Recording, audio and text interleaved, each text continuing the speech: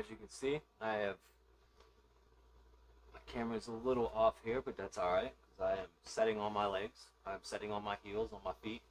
So you want to tuck your legs underneath. And when I first started this, it was extremely uncomfortable for my ankles, and I just had to be careful because even doing ankle rolls and ankle stretches, it hurt. So obviously your ankles aren't being used to being bent back like this, and you might want to incorporate a couple minutes of ankle rolls and ankle stretches before you get into this position. I will say that no matter how much I stretched and warmed up my ankle joints, it just hurt regardless. It hurt, and it so much pain that I was concerned that my body was saying, "Hey, you should not be doing this."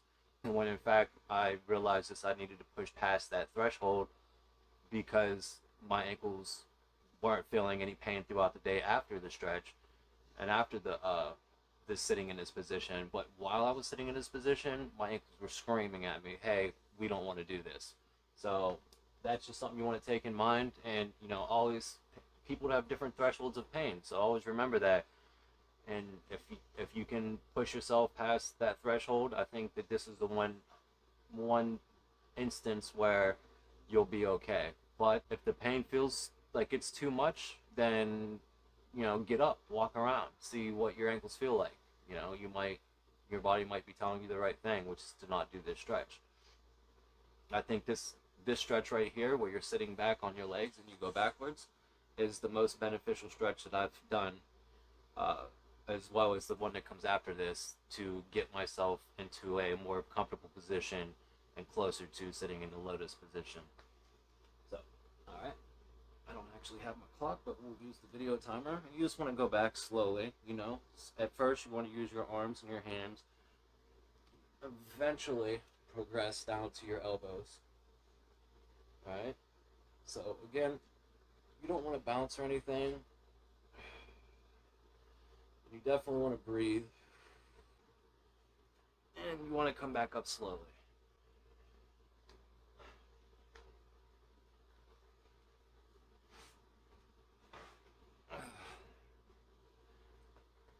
Alright.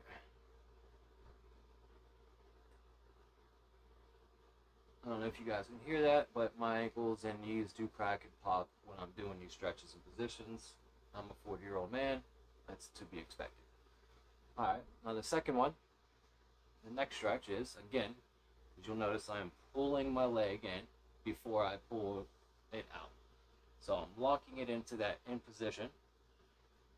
Alright, you want to cradle the leg in front of you. And I like to just do this in two parts. I like to rock it back and forth at first, kind of stretch it out. And then once it's warmed up and I can actually pull my foot into the crease of my elbow, I will bring it back into the stretch where I can feel the stretch down here under my thigh. Just hold that for 30 seconds. And you can use your arm that your foot is cradled in to try to push through that threshold and get a little more stretch out of that.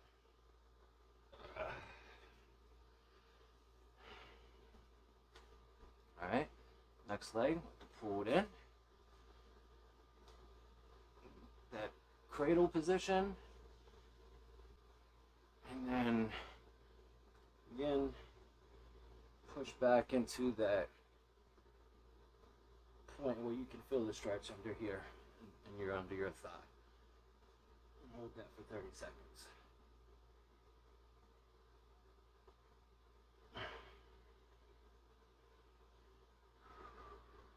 It's always important to breathe. You definitely want to be breathing.